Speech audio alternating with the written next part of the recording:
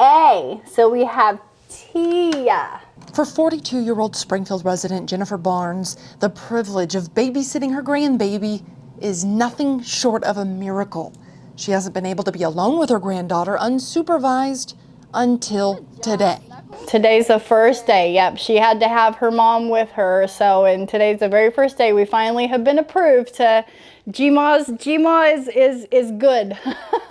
This GMA's putting her life back together after an extremely dark and vulnerable time in her life. You're such a good helper. A much different life than this one she was living not too long ago. I had became homeless because I was in a domestic violence relationship and I was an IV drug user, just doing all the drugs that I could. But just by then I had already lost my kids. I had already lost contact with my mom, and so that was just the darkest and the most hopeless time of my life.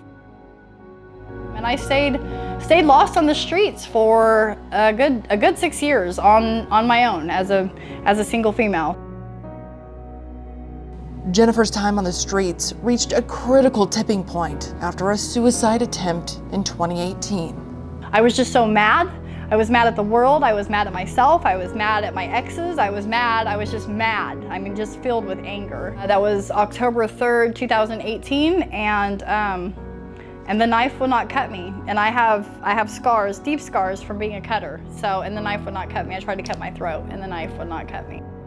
She credits Community Partnership of the Ozarks and its unwavering commitment to affordable housing and homeless prevention for getting the help she needed to turn her life around. Without CPO, I probably would have given up and lost hope. They always open their door to me when nobody else in Springfield would. Without CPO, I may have committed suicide.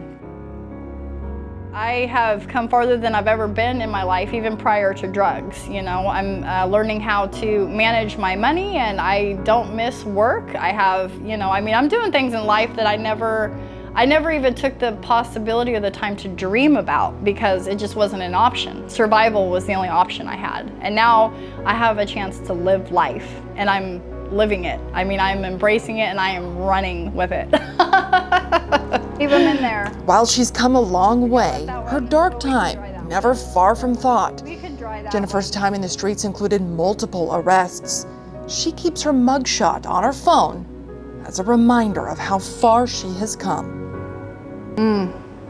It gives me goosebumps. It's heartbreaking to see it, but then it just is so strengthening. You know, if I can come from that, and that's just the external of it. That wasn't the internal mess that I was as well. And literally, if I can come from that, anybody can come from wherever they're at, but they have to make the choice, and they have to have the right building blocks.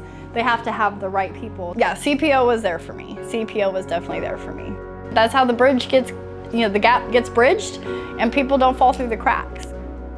They were overextending their grace with me, but that's one thing about it is they seen potential in me that I didn't know was there and that I didn't see.